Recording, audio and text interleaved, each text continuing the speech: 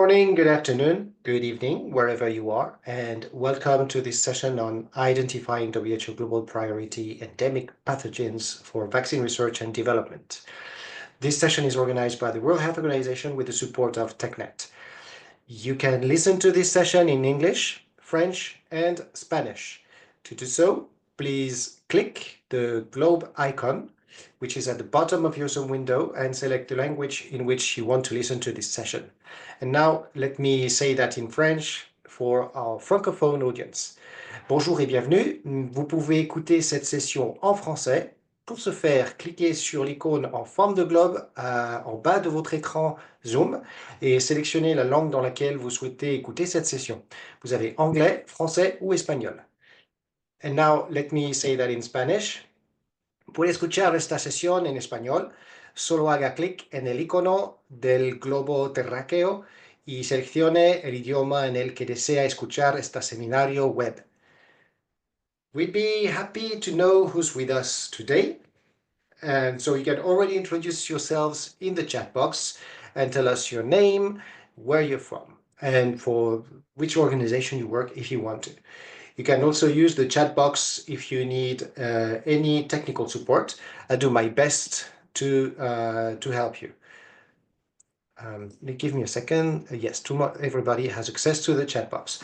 So if you have any question during the presentation, please use the Q&A box. It's also available at the bottom of your Zoom window. You can ask your questions at any point of the presentation, and our panelists will answer them during the Q&A session. Finally, this session is recorded.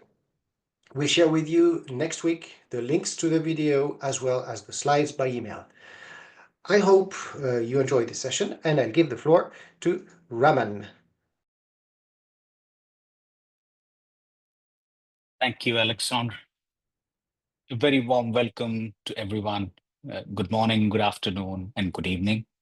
Welcome everyone to this important webinar where we are here to discuss a very important body of work that was conducted by the WHO on the prioritization of endemic pathogens for vaccine research and development. This initiative is a part of the Immunization Agenda 2030, and it's clearly aimed at identifying the most critical pathogens for vaccine R&D based on regional and global public health needs. In today's webinar, following some key comments from Dr. Kate O'Brien, we'll have a presentation on the prioritization exercise, and then we'll deep dive with a panel on the three priority pathogens and the important nature of different aspects of development in vaccine R&D. And we'll then take a Q&A from all of you to address any important questions. With that, I'd like to invite Dr. Kate O'Brien, Director IVB, to set the context and give us some comments. Over to you, Kate. Thanks so much. I'm absolutely delighted to be here and to welcome all of you and also appreciate your time and energy in this meeting. So yes, I'm Kate O'Brien, and I'm the Director of Immunization, Vaccines, and Biologicals Department at WHO. And I'm just really delighted to be able to share some of the details on this new WHO study that highlights the top endemic pathogens for which new vaccines are really urgently needed. You'll probably know, but it bears saying that this is WHO's first effort to systematically prioritize vaccine development for endemic pathogens. And these are the ones that regularly impact communities around the world. And it really complements the other pathogen prioritization exercises like that of the R&D blueprint, which concerns itself with epidemic vaccines or epidemic diseases for which vaccines are needed. So this study on the endemic pathogen really sets the priorities based on critical factors that are considered important by vaccine introduction decision makers. And those are the kinds of things like disease burden, antimicrobial resistance risk, socioeconomic impact, and others. And you'll hear that the approach that we used was to take a structured and evidence-based approach that was pathogen agnostic. In other words, it asked respondents to talk about what the factors were that were most important to them.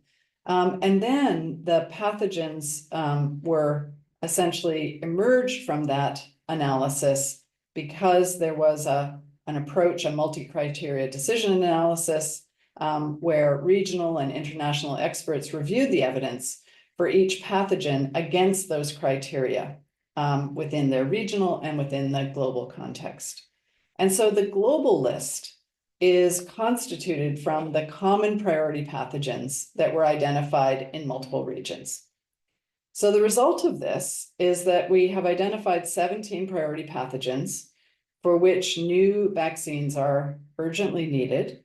And this list reaffirms what are certainly some that are long-standing priorities, things like HIV, malaria, and tuberculosis. And those are diseases, of course, that are taking millions of lives every year. But the list also highlights new vaccine targets, things like Klebsiella pneumoniae, which is particularly concerning and came out of this process because of the resistance to antimicrobials. So I just want to re-emphasize again that this list focuses specifically on the endemic pathogens, and it doesn't cover pathogens of epidemic or pandemic potential. Those are covered through a different pathogen prioritization process that the R&D blueprint has taken forward. This work does reflect regional priorities, and it directly supports the goals of Immunization Agenda 2030, the worldwide strategy on immunization, which aims to ensure that everyone at every age in every region can benefit from vaccines to prevent against serious disease. So we want to provide an equitable, evidence-based stakeholder alignment on vaccine research and development and manufacturing. It's an ask that many stakeholders have asked for. So we will track the progress on vaccine development for these priority pathogens and for those that predominantly impact low and middle income countries. So we're also actively trying to facilitate vaccine development through a coordinated and a data-driven approach. So I really want to thank you all for being with us today, for your commitment to advancing this area of work in vaccine research and development. And together, I know that we can make a real impact on global health and on local health by focusing on the priorities that communities have and accelerating the development of vaccines where they're needed the most. And we very much hope that the work that was done to develop this list of prioritized pathogens is something that will enable all stakeholders to advance their areas of work as we all go forward together. So I'll stop there and I'll turn it back to our convener. Thanks so much. Thank you so much, Kate, for highlighting the key attributes of this important exercise, which is technically the first time ever that we have a critical pathogen priority list for endemic pathogens. With that, I'd like to invite Dr. Matthews Hasaksapowicz to run us through clearly how we arrived and identified this list of pathogens across different regions. With that, over to you, Matthews.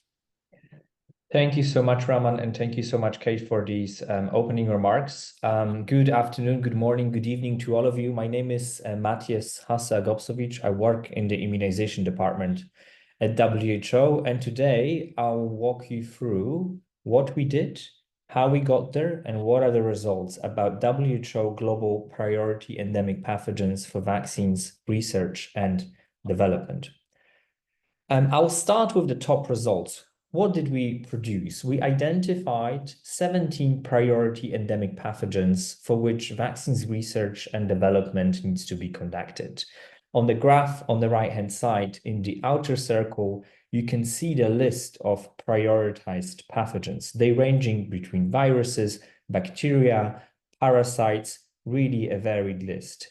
On the left-hand side, you can see a recent publication that summarizes, describes the process that we went through in order to identify these priority pathogens. And in the remainder part of my presentation, I'll walk you through about the steps that we took to get there, and then zoom in on these results to explain them in greater detail. So what is our goal? What did we do? We identified what are the priorities for researching and developing vaccines for global endemic pathogens. Why did we do that? We did this because we believe that as a global health community, we must focus our efforts on developing vaccines for pathogens that most impact communities across the world. So these are the pathogens that are already causing infections, already causing deaths, and already causing a lot of burden. We do that because we want to ensure that we accelerate vaccine development by bringing together all the immunization stakeholders and giving them clear guidance with regards to which vaccines they should research and develop. And also because the Immunization Agenda 2030 that Kate and Raman has mentioned, the global immunization strategy for this decade, calls for development of new vaccines. How do we do that? How did we do this? Well, we're applying core principles of the Immunization Agenda 2030 to advance this work. Firstly, we want to make sure that this exercise is people-centered, so that the vaccines that are being developed, they meet the needs of the people who are being affected by the pathogens. It's data-driven, so it's systematic and evidence-based approach to identify what are priorities for endemic pathogens for vaccines R&D. Partnership-based, so that we have partnerships with regions and immunization stakeholders to advance the development of vaccines against these priority pathogens. And country-owned, so countries have input into developing strategies and priorities, but also they can translate these vaccine priorities into their local research and development strategies. The process that we went through in order to identify these priorities, this was a robust research process that engaged countries and regions in order to create this global pathogen priority list for vaccine R&D. Firstly, we reviewed the landscape. We wanted to understand what is out there, what are the existing vaccines, strategies, priorities that we could learn from. Secondly, we collected and synthesized data for each of the evaluated pathogens. And then we conducted surveys where we had asked experts about what is important to them when deciding for which pathogens we should be researching and developing vaccines. Based on that data and this analysis, we had identified priority pathogens. And going forward, we'll monitor the development of these vaccines. And should new data arise, we could consider updating the priority list. I'll now walk you through each of these steps in a little bit more detail. Firstly, we looked at the landscape. So we wanted to understand what are the existing priorities for vaccines research and development. What pathogens have been identified as priorities, and how can we learn from these exercises? And then from this literature review, we identified pathogens that we would like to include in our exercise. We looked at different screening questions to be able to focus on particular pathogens in our exercise. Firstly, we did not want to have pathogens that are causing emerging infectious diseases. This is because there are other initiatives such as WHO R&D Blueprint that are identifying priorities for pathogens of endemic and pandemic potential. We focus on human pathogens, given that WHO's focus is on human health. And we focus on pathogens that do not have licensed vaccines or where existing vaccines do not meet the needs of certain populations. One example here would be a dengue vaccine that could be given to populations where seroprevalence exposure to previous dengue infection is already high. We wanted to focus on pathogens that have candidates in clinical development. This is because we believe that this is a proxy of higher probability of success of developing vaccines against pathogens. And also we wanted to focus on pathogens that are prioritized by existing research roadmaps, target product profiles, descriptions of vaccine value, or recommended by regional immunization advisors. And this led us to an initial list of 26 pathogens that we wanted to evaluate, which included 13 bacteria, 9 viruses, and 4 parasites. Now, having identified the pathogens that we would like to evaluate, we then needed to decide which criteria will we use in order to decide for which of these pathogens we need to develop vaccines. And again, through this literature search and review of existing strategies, we had identified 8 criteria for prioritization, which were also reviewed by experts in the methodology that we had used. And these criteria were annual deaths in children under 5 and in people older than 5 years old, years that are lost to disability, social and economic burden per case, disruption that pathogens cause because of outbreaks, their contribution to inequity, contribution to antimicrobial resistance, but also what are the needs for preventing and treating that particular pathogens that are not met by other interventions like drugs, diagnostics, etc. Having identified the pathogens and identified the 8 criteria that we would like to use to evaluate these pathogens, we then went on to collecting and analyzing data. Firstly, we had collected data for burden for each of the evaluated pathogen for each of the WHO regions across all of the 8 criteria. We used quantitative data from the Global Burden of Disease study from 2019, and that data was for the number of deaths, the number of DALYs, contribution to antimicrobial resistance. But we also used qualitative data, which we found through literature searches and descriptions of vaccine value, but also by talking to pathogen experts.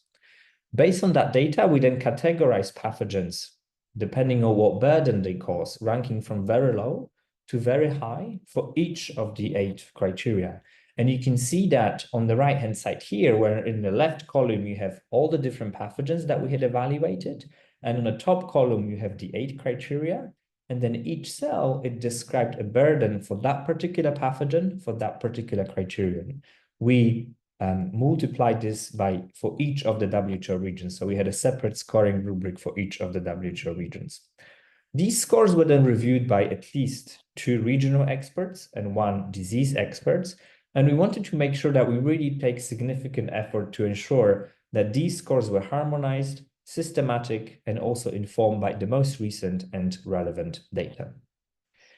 Having synthesized and analyzed that data, we then conducted surveys. We used something that is called multi-criteria decision analysis. This is a robust methodology that allows us to assess health interventions, particularly helpful when there are multiple different perspectives, and it allows us to do it in a non-biased way. We have surveys that were populated with pathogen scores for each of the WHO regions, and we translated these surveys into major languages for each of the regions. We then had targeted dissemination by email to policymakers, health practitioners, pediatricians, and others from November to April last year. And we had asked participants to take part in a survey without any pathogen names being present. What they were asked to do is to choose between hypothetical pathogens and values for the regions. I'll give you an example. The graph at the bottom, the figure, once a participant enters a survey, is being asked, which pathogen would you prioritize for vaccine development? Would it be a pathogen on the left that causes medium level of deaths in children under 5 years old and very low contribution to inequity? Or would it be a pathogen on the right that causes very low number of deaths in children under 5, but higher medium contribution to inequity? And after answering multiple variations of such questions, the algorithm then calculates what is the importance of the weight by that particular participant, multiplies that by pathogen data in order to calculate the list of top pathogens for each of the WHO regions. What we then did is we compiled that list of pathogens from each of the WHO regions together in order to create the global list of priority endemic pathogens for vaccines R&D. We had 17 pathogens, and you can see these pathogens here in the graph on the right-hand side. I've mentioned they include bacteria, they include viruses, but they also include parasites. Importantly, you can see there is heterogeneity here. There are different bacteria and viruses. They affect different people. They appear in different regions of the globe. Importantly, this list is very robust. What we had done is we increased the number of responses. We divided the responses into clusters. we tried omitting selected criteria, but that had minimum effect on the composition of that priority list. Importantly, just like the Immunization Agenda 2030, we can see that these pathogens are diverse. They reflect priorities of all WHO regions, and they also affect people of all ages and at all income levels. So allow me to zoom in a little bit more into these results to better understand why have these pathogens been prioritized. In this graph, we can see who is at risk of infections that are caused by these priority pathogens. In the outer circle, you see the priority pathogens, and then within the circle, you have populations that are at risk: infants, children, elderly, high-risk groups, and the impact of that particular pathogen for a given group is indicated by a colored dot. And what you can see is that the prioritized pathogens, they do not affect all people and do not affect them equally. We have majority, almost all pathogens that affect infants and children, which is the top light blue dot. And also you have some pathogens that also affect the elderly and high-risk groups, such as immunocompromised patients or those who need hospital admission.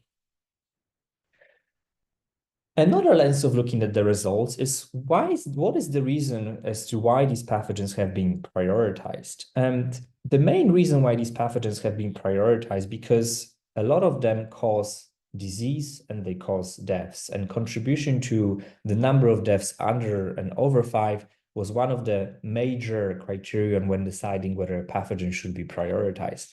But importantly, they also very often are highly resistant to antimicrobials. An example here could be Mycobacterium tuberculosis or Klebsiella pneumonia, or they are associated with high use of antimicrobials. Here, an example could be Group A Streptococcus. They also cause outbreaks that disrupt daily life, and here a very good example could be dengue virus. And they increase social inequity, such as by impacting underprivileged, marginalized populations like HIV or Mycobacterium tuberculosis. So where does the burden of these pathogens take place? Which regions are particularly affected? And here you can see that different regions, they struggle with different pathogens. For example, HIV, TB, Staphylococcus aureus, extraintestinal pathogenic E. coli, and Klebsiella pneumonia, these are highlighted as priorities in all WHO regions. And there are 4 pathogens that have been identified as priorities in all but one WHO region. This is Group A Streptococcus, RSV, Shigella, and hepatitis C. And then also you have examples of some pathogens that reflect truly regional burden. For example, Plasmodium falciparum, which causes malaria, has been identified as a priority pathogen in Africa only. And you also have a dengue virus that has been prioritized in Southeast Asia. These are 17 pathogens that are priorities for vaccine research and development. What should we do in order to accelerate research and development for these priority pathogens? And in order for us to better think about the actions that we need to take, we had categorized these pathogens based on where vaccines in development are against these pathogens, and also what are the challenges to developing vaccines against these pathogens. The first category is research. And in this category, we have pathogens that have few candidates in early clinical development, or they have substantial technical challenges. And examples here could be Group A Streptococcus, HIV, Klebsiella pneumonia. The actions that we recommend here is that we need to identify what are the research gaps against developing vaccines for these pathogens. We would need to improve surveillance and improve our burden estimates to better understand how vaccines could help, develop target product profiles to understand how vaccines could look, assess their value, and also develop tools to improve feasibility of developing these vaccines. The second category is advancing product development. Here we have diverse pathogens with diverse vaccine candidates in development, including those that are in phase 2 studies. Examples here include broadly protective influenza vaccine, norovirus, or Shigella species. And here we recommend actions such as stimulating investment by raising awareness of opportunities for impact, developing tools to inform decision-making like correlates of protections, and also creating agreements, consensus of what will be the regulatory pathways to approving vaccines against these pathogens, but also policy pathways to making sure that these vaccines would in future be available to low and middle income countries. And the last third category is prepare to implement. And here we have pathogens that have vaccine candidates with high potential for approval by a WHO-listed authority before 2030. Examples include extraintestinal E. coli or Mycobacterium tuberculosis. Here we need to ensure that we build awareness of these emerging products, that we assemble evidence that is needed for policy decision or for later introduction of these vaccines, like the case for respiratory syncytial virus, and that we establish mechanisms for long-term equitable access for these approved products.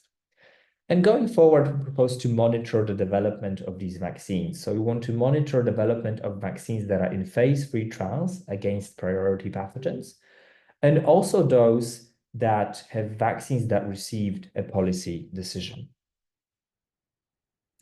And I also wanted to acknowledge that there was some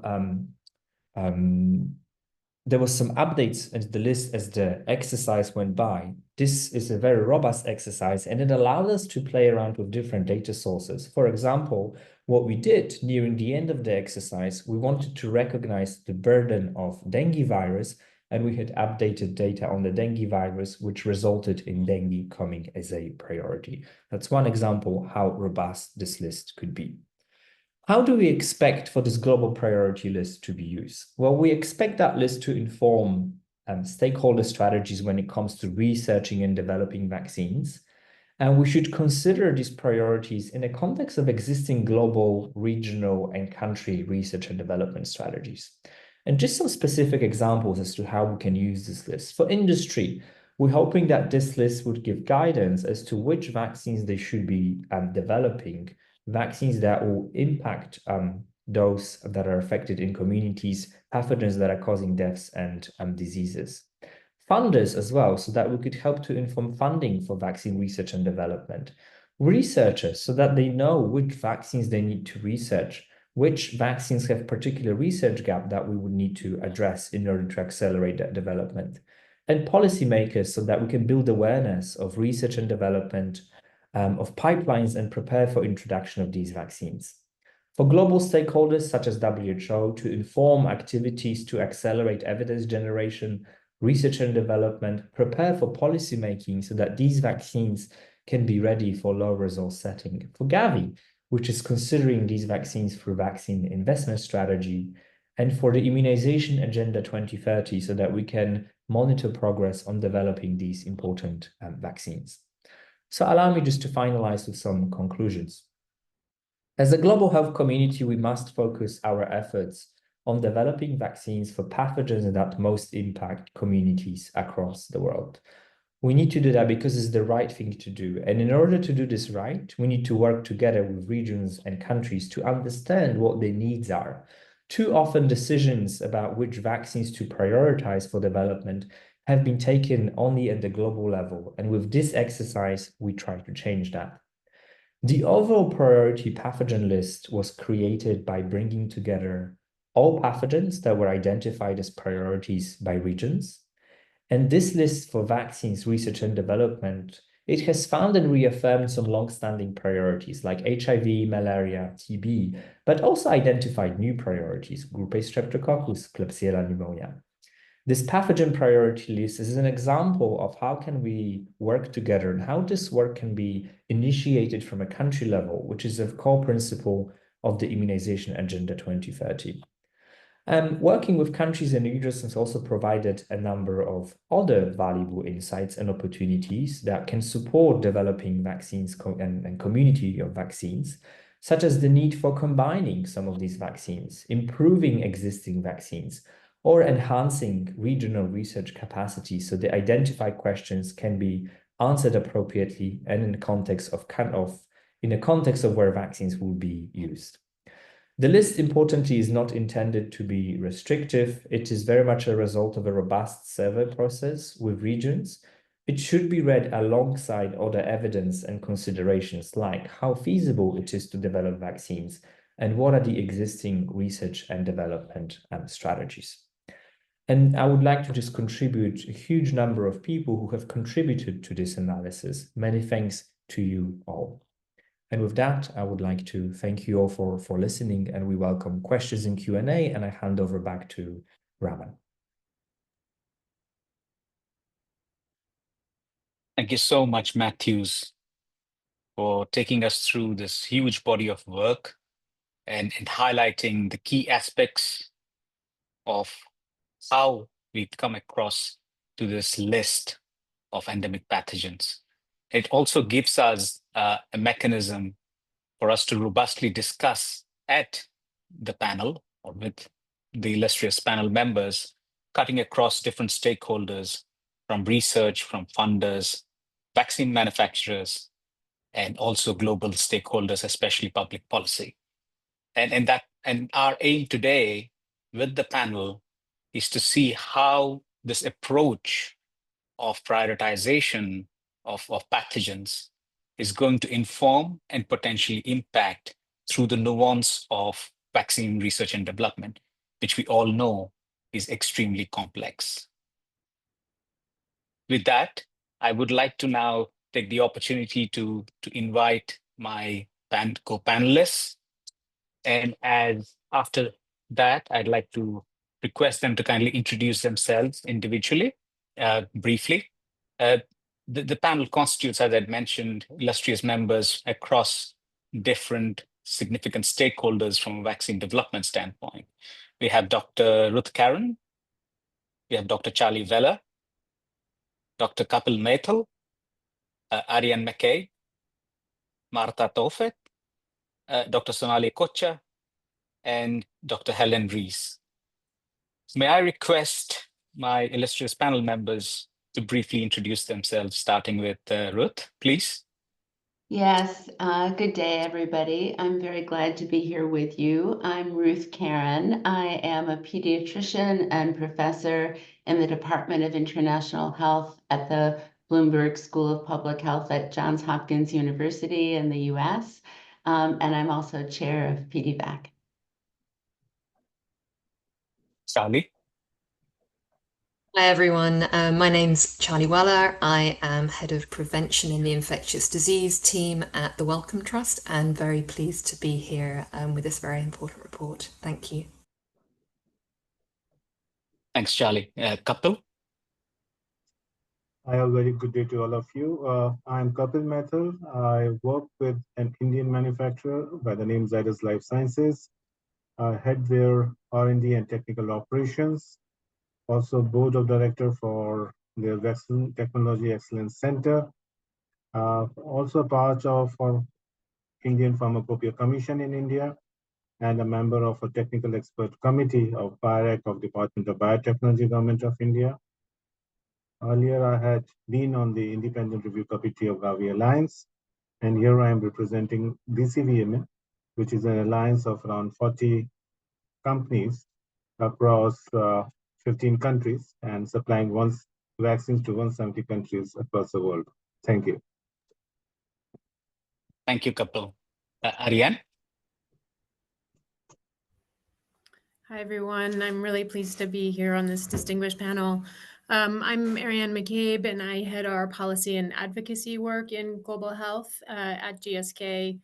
As I said, pleased to be here. Thank you. And actually, I should say I'm representing GSK with my remarks today. Thanks. Thank you, Ariane. Marta. Hi, everyone. My name is Marta Tufet Bayona. I'm head of policy at Gavi, the Vaccine Alliance, and I lead the vaccine investment strategy, and I'm very pleased to be here. Thank you. Thank you, Marta. Sonali. Hello, everyone. It's such a pleasure to be here today as part of this panel. I'm Sonali Kocha, a clinical associate professor at the Department of Global Health, University of Washington. I serve on WHO's SAGE. I'm the SAGE representative on PDVAC, and it's a pleasure to be here today. Thank you, Sonali. Helen? Good morning, good afternoon, good evening. Thank you very much for the invitation. I'm very impressed by all of the work that WHO is doing, both for endemic and outbreak pathogens. I think it's really excellent. I chair the Afro-RITAG and previously chaired the SAGE, and I'm on our local NAGI in South Africa. I've also, in South Africa, chaired the Regulatory Authority, and was recently chaired the Gavi VIS. I also serve on a number of emergency committees, including chairing the Emergency Committee for Polio. And although not related to this, but with a linked initiative, the R&D Blueprint, looking at outbreak pathogens, I'm the co-chair for the viral family that's been prioritized for pox viruses. Thank you. Thank you so much, Helen, and all the panel members. With that, if I can first come to you, Ruth, from a vaccine research perspective, based on the prioritization exercise and the list of pathogens that we have currently for vaccine R&D, what do you see as being the key research gaps, and then how do you think that we could potentially address those? Yeah, so thank you so much, Ramon.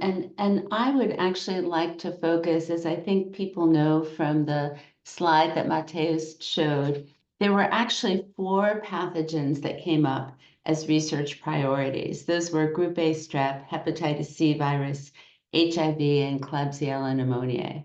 And I'd really like to focus on Group A strep and Klebsiella in particular.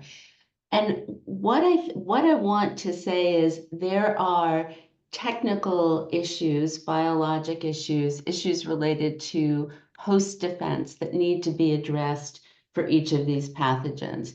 For example, for Klebsiella, I think there's a question about whether the O antigen from LPS, are there multiple antigens? Are there relatively few antigens that need to be used? Are there additional antigens?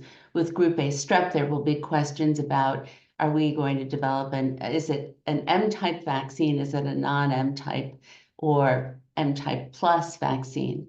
But what I would actually really like for people to think about are the use cases. And if you go to the appendix of this paper, of this wonderful paper, you will see all of the use cases laid out. And even though different regions prioritize these pathogens, the use cases for vaccines for these pathogens may be different. For example, for Klebsiella, in many countries in the global north, the use case is vaccination of older adults. For prevention of disease in low and middle income countries, the focus is really on neonatal sepsis and likely maternal immunization to prevent neonatal sepsis. So the ask is real, and similarly, I'll just say for Group A strep, in many global north countries, the focus is pharyngitis and perhaps soft tissue infections. In many other parts of the world, it may also be soft tissue infections, but it's ultimately prevention of rheumatic fever and rheumatic heart disease. So I think the ask to really achieve global equity and the goals of IA 2030, that as vaccine developers are working to create these vaccines and to evaluate these vaccines, they keep the use cases in mind. Because, for example, for Klebsiella, you're going to need to know, if you're considering maternal immunization, you're going to need to know what kinds of antibodies are transferred. Would those antibodies likely be protective? Potentially down the road, is there a possibility of a combination vaccine? Because with luck, if we're successful, our maternal immunization schedule is going to get crowded, even as our childhood immunization schedule has become crowded. So I think, so that is my recommendation with respect to research, that we absolutely keep these heterogeneous ultimate use cases in mind as vaccine development goes forward. Thank you. Thank you so much, Ruth, for highlighting those key nuances, especially with those two examples on how we could potentially leverage the use cases, but also highlighting the fact that it's not very easy when we look at the different pathogens and how do we then inform vaccine research to that. With that background, Charlie, if I can come to you as a funder who looks at vaccine development, especially from a low and middle income setting, how do you feel that this exercise informs towards your strategies? And also based on the complexities that Ruth highlighted, how does this then provide an outlook for your strategies as a funder? Oh, thanks for the question, Raman.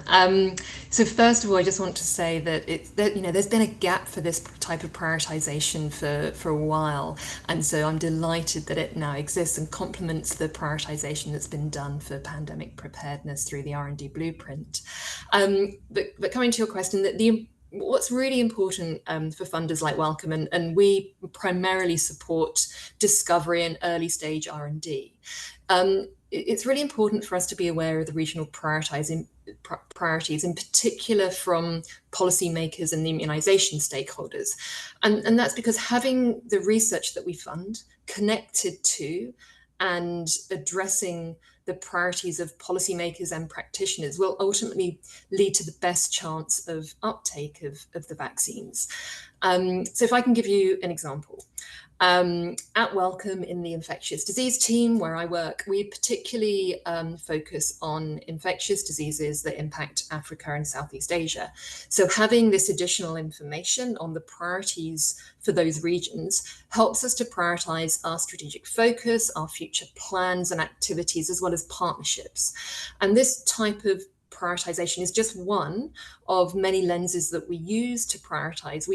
We also look at the feasibility of vaccine research, which Matthias talked to, and also we work with and coordinate with other funders on their strategic priorities, recognizing that there is far too much for any one organization to do. So we need that alignment.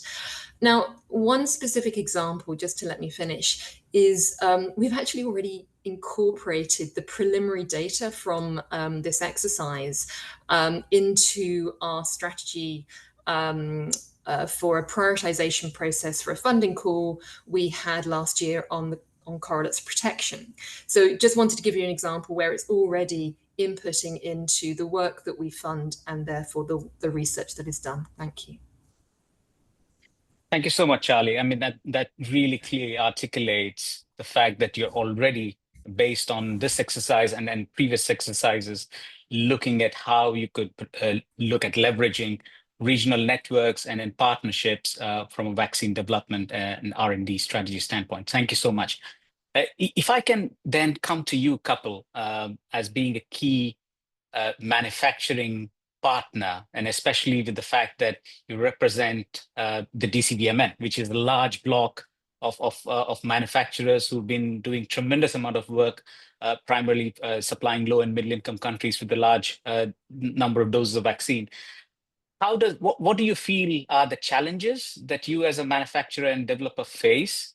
And does this pathogen prioritization exercise help you in your portfolio management exercise or devising strategies towards addressing some of these needs? Thank you so much, Raman, for the question. And according to me, we can actually broadly classify the challenges which, as a manufacturer, one faces into 4 categories. The first one would be on the lack of strong surveillance and epidemiological data to understand both the hotspots and prevalence of different pathogen serovirus or strains, which actually complicates the vaccine development. One will need good genomic data to ascertain the variants and understand pathogen evolution to develop suitable vaccines. In fact, such variability, as I think all of us know, is quite evident for HIV or hepatitis C viruses, and one need to actually identify broadly neutralizing antibodies and develop strategies for vaccine design and building long-lasting memory B cells. The second major challenge which I foresee is the availability or the lack of availability of well-characterized and curated strains and other reference reagents for vaccine and assay development. And due to lack of these well-characterized strains, one is dependent on usually poorly characterized field strains available most of the time in academic laboratories. And this leads to certain regulatory challenges, and one needs to circumvent them through detailed characterization. And this can be quite time consuming. I think similarly, one would need a panel of pathogen variants to demonstrate neutralization by investigational vaccine candidate in an in vitro assay, and availability of the same is warranted. Further, international reference standard in terms of both antigens and antibodies for advanced products and products ready for implementation is specifically required to harmonize the clinical assays, and this will also cut down the clinical trial timelines.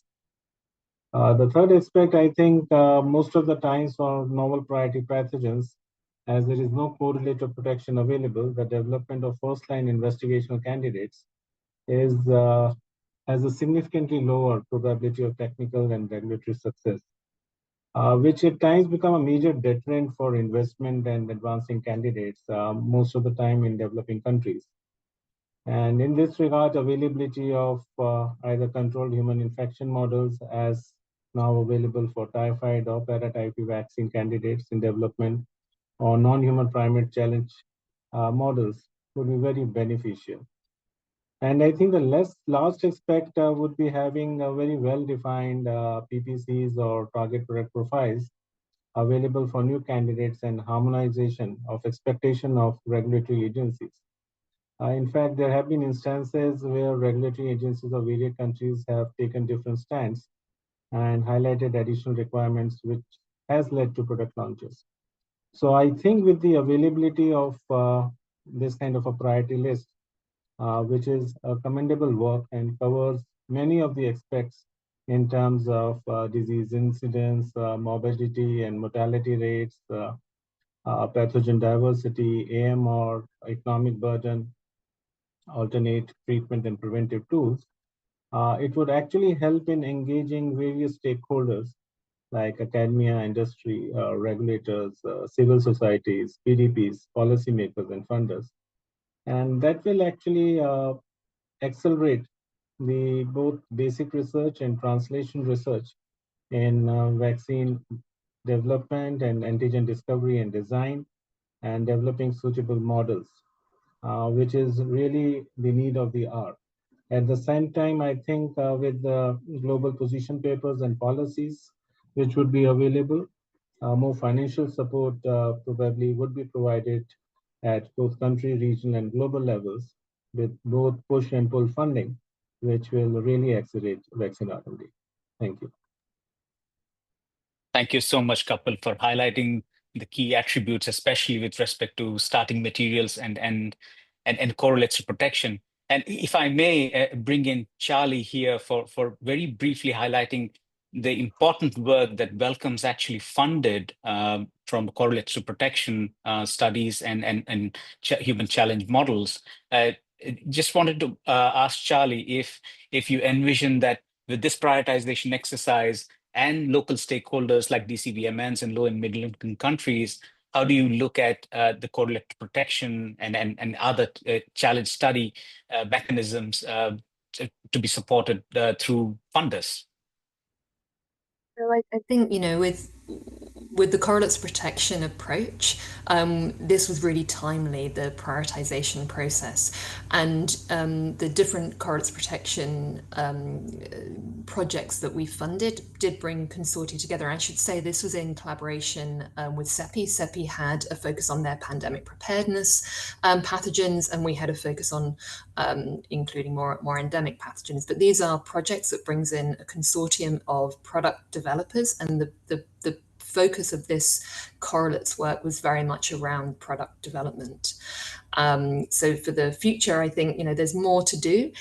One funding call will not be enough. And so hoping that other funders will be able to use these prioritized pathogen lists in order to progress the R&D needs all the way from the start to the finish. Thank you so much, Charlie. I think that's a very key aspect for us when we look forward to vaccine R&D, especially for these new endemic pathogens. With that background, Ariane, from a GSK perspective, from a large vaccine developer with significant success, how do you look at these attributes, whether in terms of the PPCs or this pathogen prioritizing exercise? How does it inform your decision making from a vaccine development and manufacturing standpoint? Sure. Thanks for the question, Raman. Maybe a bit of context before I answer the question. So at GSK, we've got a longstanding commitment to global health, and with that, a commitment to invest £1 billion over the next 10 years to accelerate global health R&D. So we're foreseeing developing more than 30 new treatments and medicines across infectious diseases, but those particularly focused on malaria, TB, HIV, and pathogens driving AMR. So, and maybe also to say we, in the global health team, our objective is not to make a profit, but really to ensure the products that we develop have a positive impact on patients' health. And so for us, it's super important to make sure that our R&D resources are really focused on the most impactful areas, and that hopefully there will be a buyer and demand for those products. So I think for us, we really welcome this report. It really helps us inform the prioritization of some of our R&D programs. It helps us think about how we're going to invest our funds, how we think about advancing some of those assets through the pipeline, but also how we start to think very early about access to those assets. I think maybe just to say we really appreciated that this report represents a regional view and that there was robust consultation and analysis with regional and national stakeholders. And I think it was really quite timely as well, because for us, as we see this quite complex vaccine landscape, Ruth alluded to less space in vaccine schedules, vaccine hesitancy, increased pressure on health systems and financing. And we know that there's an increasing need to make trade-offs about which vaccines will be prioritized. So any additional insights that we can get that are from a robust analysis that helps us understand which priorities pathogens are prioritized is really helpful to us in navigating this complex landscape. Thanks, Ariane. And especially for highlighting the pull mechanism being extremely important as well. So if I can dwell a little further, what other challenges do you see or envisage as a global vaccine development, especially pertaining to these endemic pathogens which have come through different regions as we look at it? Sure. Well, I mean, certainly we face quite a few challenges. Certainly important are the scientific challenges, but we also face other challenges. And my colleague representing DCVM alluded to some of them, but I want to really highlight that there's quite a lot of challenges for us as a company in navigating this kind of regulatory policy financing pathway to market. You know, we know that different vaccines have different policy financing and regulatory needs. And so for us, we know also that a kind of lack of clarity on the decision points or the kind of timing of the milestones really add uncertainty and risk for manufacturers, which ultimately adds to cost of products. And also the timeline, and these can also add to the timeline and potentially delay access to potentially impactful products. Some of the questions that we currently are discussing, for example, are what additional data needs will be required beyond regulatory requirements to inform policy and funding decisions for certain vaccines. If vaccines are going to be suggested to be in combination, which combinations are most desirable, most cost effective and implementable. So these are some of our policy questions that we certainly would benefit from early advice on. I think maybe also to say that, and I think is implicit here, but always important to repeat, that bringing new vaccines to market requires this whole ecosystem of developers and suppliers and policymakers and funders, regulatory agencies at the global and national level. So for us, with this in mind, we really appreciated the section on use cases and recommended actions. I think it really focuses attention and suggestions on next steps. And so I think some of the ones that were flagged in the presentation were about consensus on regulatory and policy pathways, demand generation, in certain places, the need for additional data and modeling, and others. So for us, this is, this report is, as I said earlier, timely and very valuable. But I think it's also in the suite of other WHO tools like the PPCs, the full vaccine value assessments, the evidence considerations for vaccine policies. These are all really helpful for us in providing more awareness or alignment, early alignment on what are some of the policy, regulatory, and financing pathway questions on the pathway to market. So all really helpful to us as vaccine developers and suppliers. Thank you so much, Erin. I think that gives us a very comprehensive outlook on what manufacturers both in developed and in DCVMNs look at, especially from a pull mechanism standpoint and policy. And so with that, if background, if I can come to you, Marta, as a key stakeholder in this vaccine landscape, how does this pathogen prioritization exercise inform a Gavi investment strategy moving towards the future? So let me start by providing perhaps a little bit context on how we decide on which vaccines to add into the Gavi portfolio. So as many of you know, Gavi supports vaccinate half the world's children. So that's a significant amount of children and countries. And with the increase in number of vaccines that become available, we have to make trade-off decisions on which vaccines we should be adding to the portfolio. We currently have vaccines against 19 different diseases. Every 5 years, we therefore carry out what we call the vaccine investment strategy, where we take a forward look and we think about what potential new vaccines might be close to licensure. So we'll look at the pipeline of vaccine development, and we try to assess the potential impact of these vaccines, not only from a health impact perspective in terms of the efficacy, but also in terms of the economic aspects, in terms of the return, the value for money, and in terms of other aspects around equity and around risks such as global health security. One of the key things that we do throughout this process is we consult to understand what is the demand for these vaccines. And so this proposed classification is really important because it allows us to get a better sense of where the priorities are. And more the vaccines that are becoming available are perhaps less of a global interest, but more regional interest. So I think having this information is really interesting and really useful for us. The proposed classification of the use cases into research, advanced product development, and preparation for implementation will help enhance that future analysis. And we're pleased to note that within the prepare to implement the category, there are 4 out of 5 diseases that have already received Gavi in principle support through this process of the vaccine investment strategy. Those are dengue, group B streptococcus, TB, and RSV. So we're really interested in the outcomes of the study, and we anticipate that this priority list will continue to be a very invaluable resource for our work. There are many similarities on how we prioritize and how this prioritization list came together.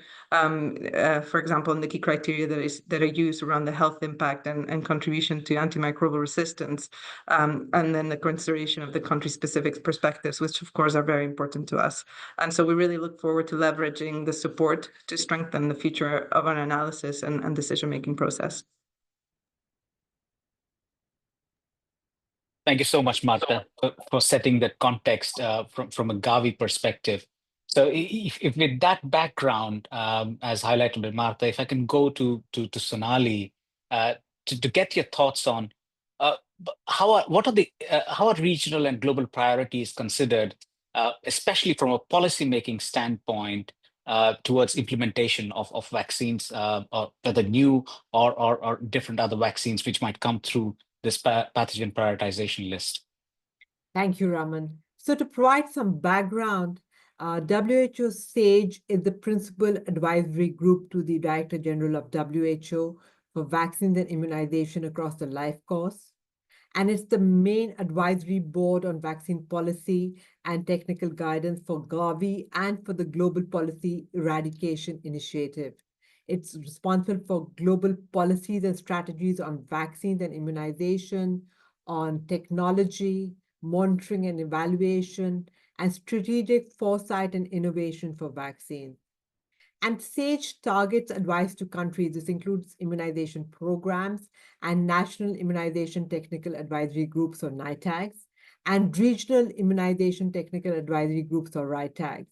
And SAGE also does advocacy on infectious diseases and vaccines of particular importance, most recently, for example, for Mpox and cholera vaccines. So the global vaccine policy recommendations and strategies prepared by SAGE serve as guidance to support development of regional and national policies. And we consider vaccines for a new indication of disease of significant public health importance, significantly improved vaccines, changes in vaccination schedule. It could be simplification of schedules, addition of booster doses, for example, and novel delivery technology with implications for use cases. And there's a constant two-way information exchange flow with NITAGs and RITAGs and WHO regions and countries and SAGE to understand the regional and national priorities and the pipelines of vaccines of importance for LMICs, product registration and pre-qualification timelines, and consultation with partners feed into developing a long list of vaccines for SAGE. And then the vaccines are prioritized for their importance for LMICs to prepare a shortlist. And then SAGE discusses the evidence thoroughly and makes recommendations and develops policy and position papers and occasionally implementation guides. And then feedback from WHO, regions, and countries are considered on the policy recommendations.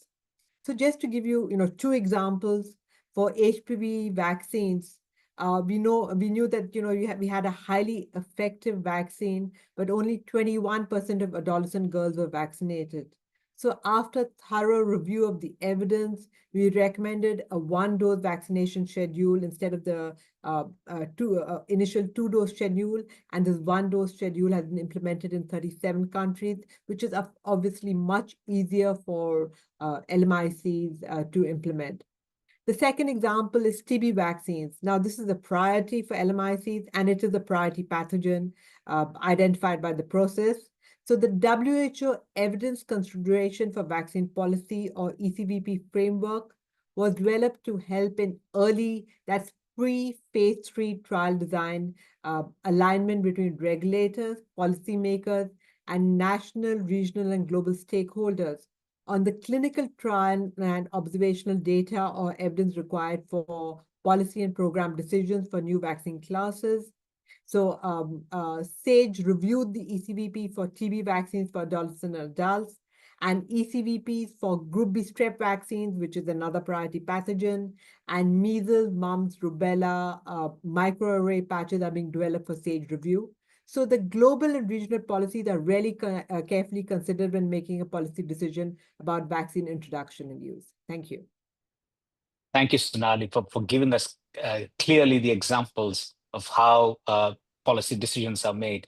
If I can briefly, with that background, come back to you, Martha, what other mechanisms can we leverage to ensure that vaccines that come out of this pathogen prioritization list could potentially, in the end, reach zero-dose children?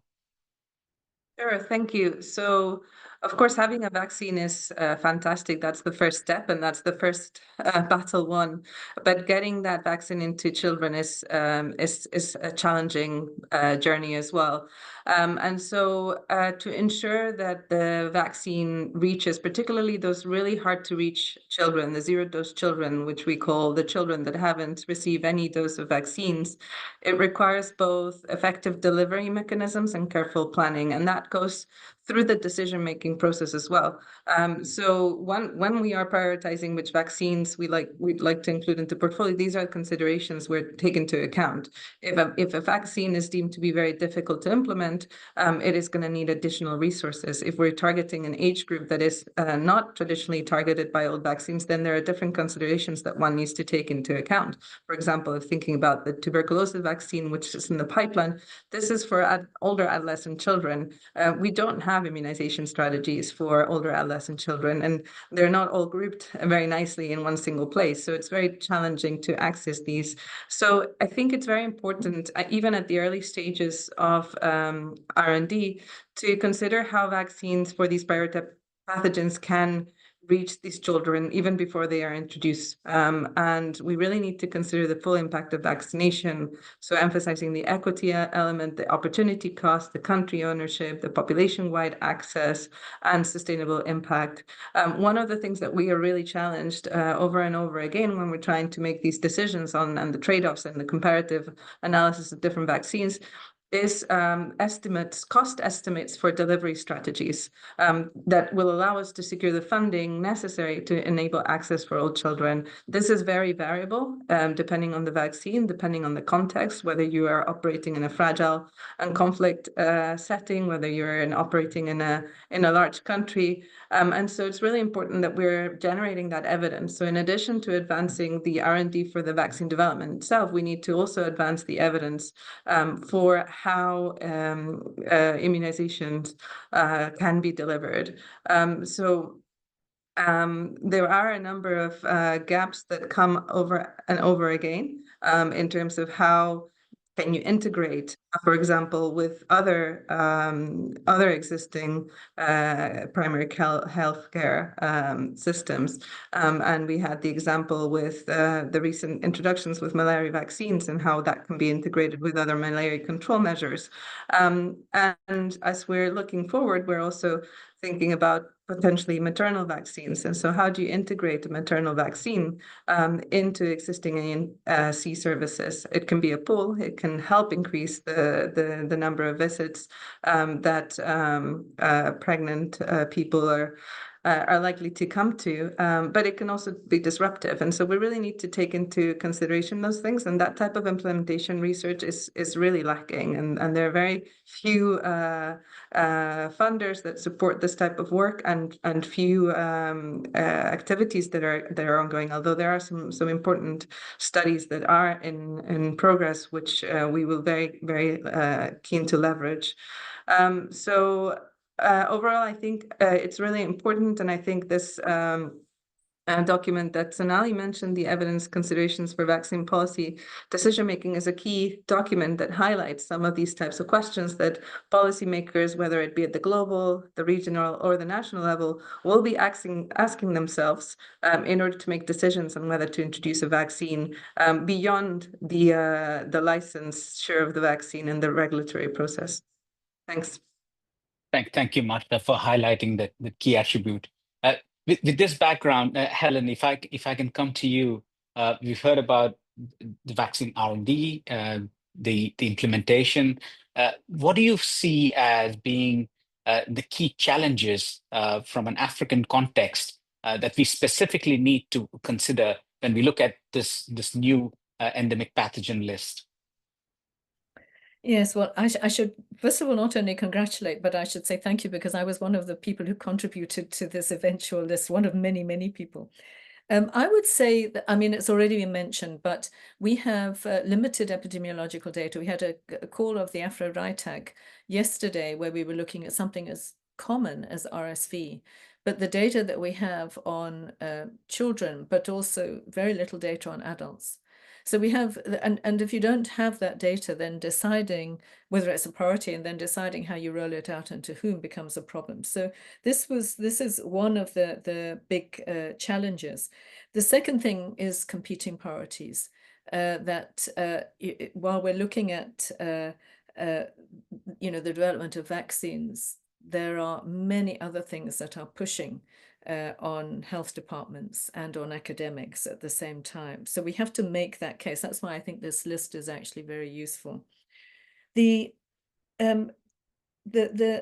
There is, however, I think everyone will have heard following COVID that the African Union, African CDC has really been pushing for manufacturing of vaccines. But there is a comprehensive thinking now that says this isn't just fill and finish. This needs to allow academics in the region to take it from A to Z, not just from let's just do the end tail, which is the tradition in our region. But the problem is, in terms of challenges, that we have limited numbers of skilled academics who would be trained to be able to do this. And we have limited investment.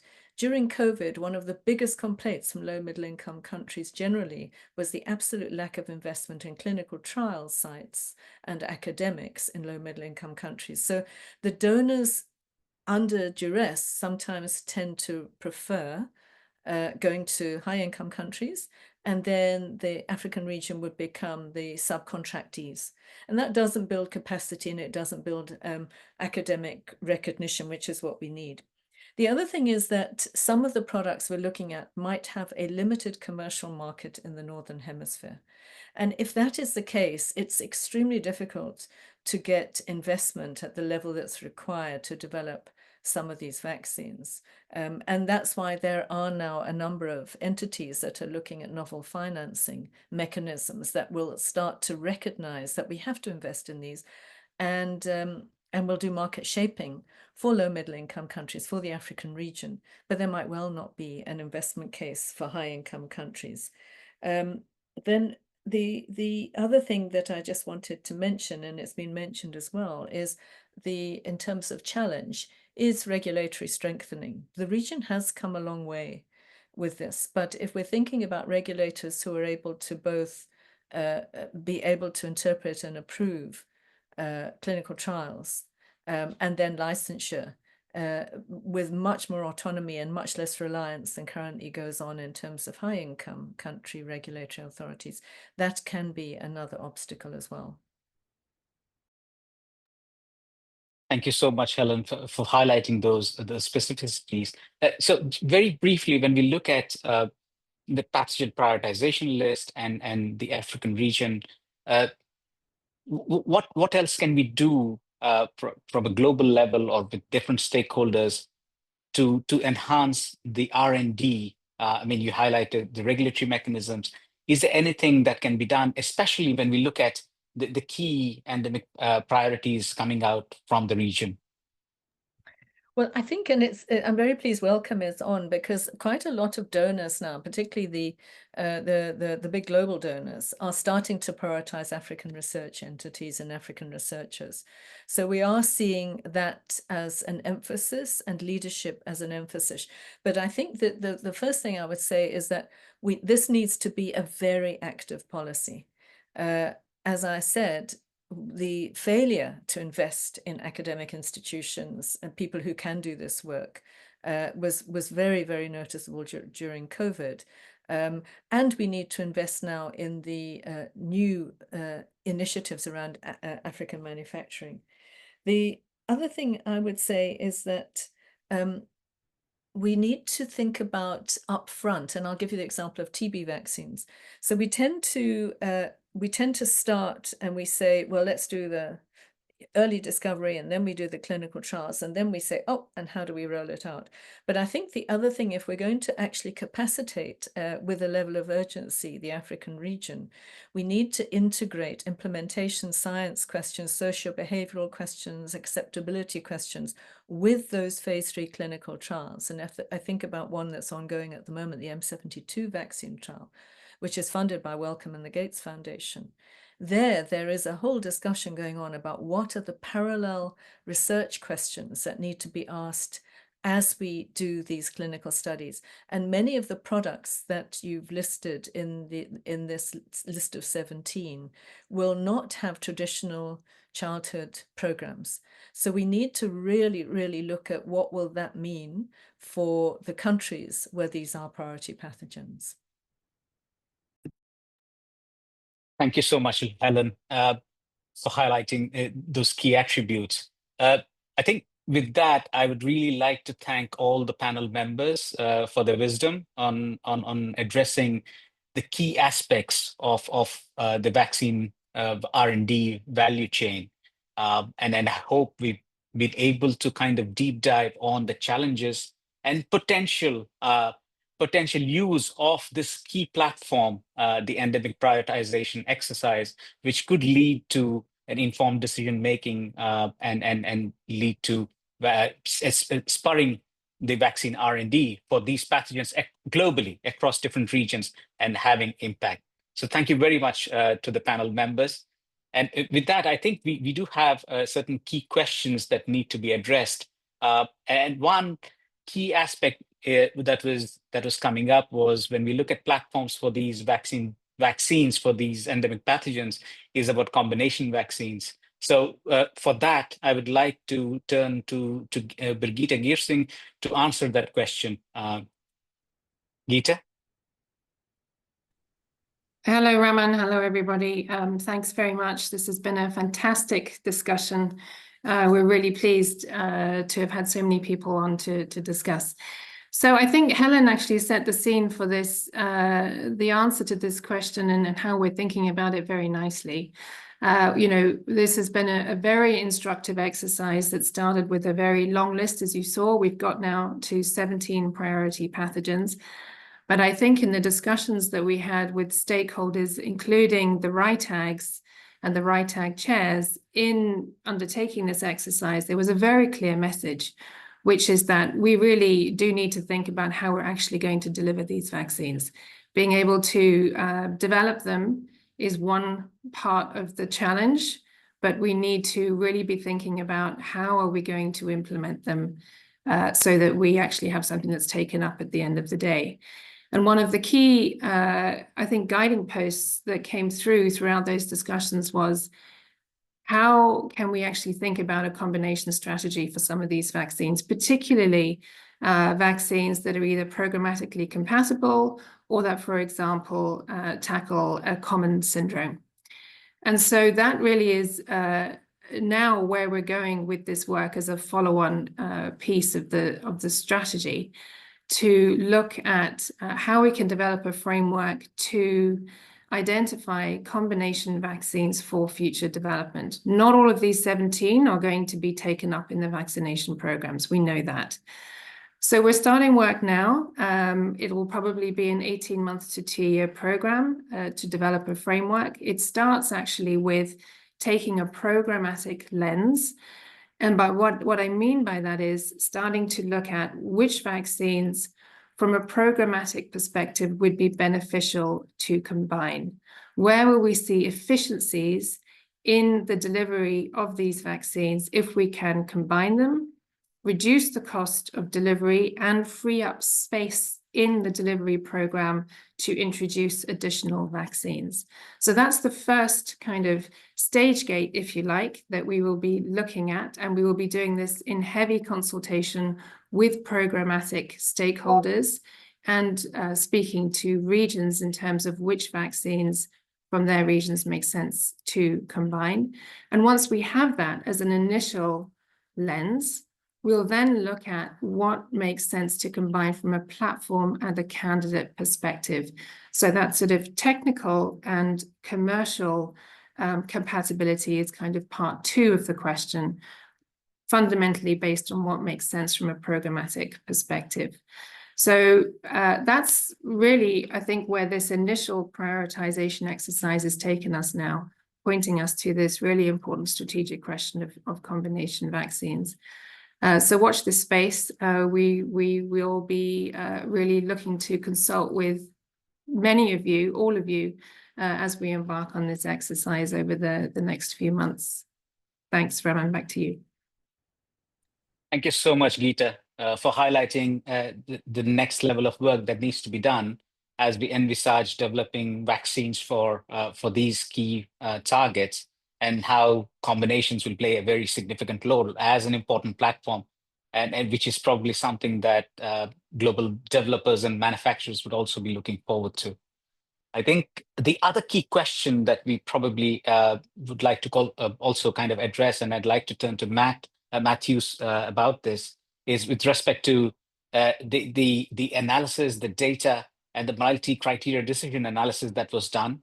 So for that, I mean, to address any questions, can I turn to you, Matthews, please? Sure, I'm happy to tell you a little bit more about the methodology. And for those who are interested in particulars of that methodology, we invite you to the article where there is a description of how it has been used. And also it takes you to some of the references that describe the methodology in detail. But we used multi-criteria decision analysis, which is a robust approach that allows us to look at various health interventions, in this context, pathogens for which vaccines need to be developed, and by deciding which criteria are more or less important for developing vaccines against these pathogens, through that we can identify which are the important pathogens. In that multi-criteria decision analysis, the benefit of that is that it allows you to analyze pathogens without any prior knowledge to knowing whether a particular pathogen takes burden in this place or that particular region, whether it causes deaths and so on. Because the questions that you are being asked are independent of that pathogen knowledge. You're being asked about hypothetical questions that helps to build your perspective, your understanding of importance, which is then linked to data, and that through analysis shows you what your priorities are. And some questions have been asked in the chat with regards to what criteria we use and how were these criteria evaluated.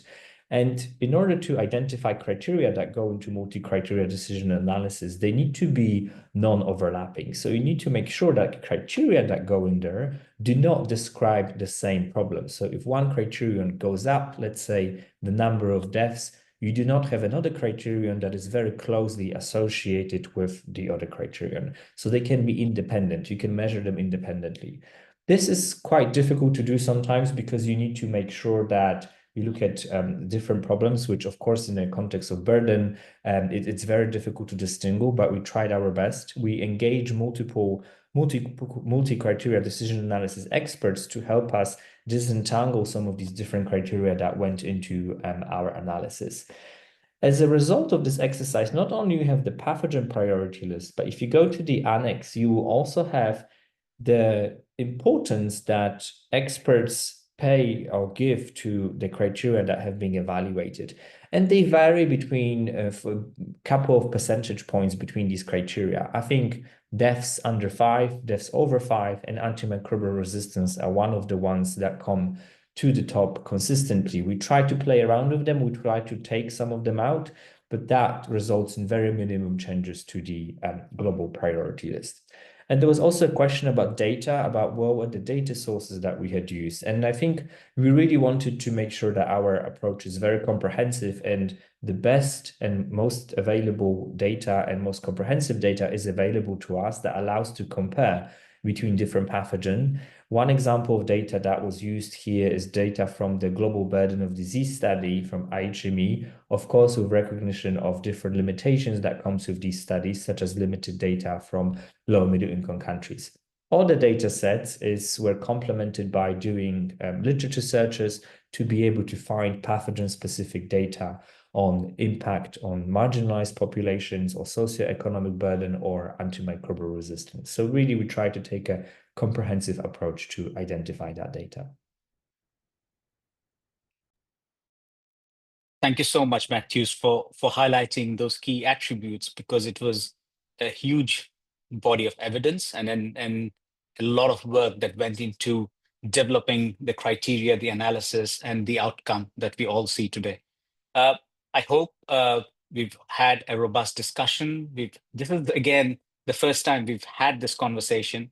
And as Matthews highlighted, this, again, is going to be an ongoing conversation. We could have an updated field with respect to new pathogens coming in based on new evidence evolving over the period of time. But at this moment in time, I think we have, for the first time, a list of pathogens that need to be supported through vaccine R&D. We know it's complex, but there are now platforms that are available that could potentially be leveraged by vaccine developers and manufacturers, working in tandem with especially the funders and also global policymakers to make these vaccines available globally. With that, I'd like to again thank my panel members, the illustrious panel. Thank you so much for sharing your wisdom. Thanks, Matthews and others for the tremendous amount of work and also thank everyone attending this webinar. We hope that you found this useful and support the vaccine R&D space. Thank you again. Thank you. Bye-bye. Thank you. Thank you so Thank much. you. Goodbye. Bye-bye.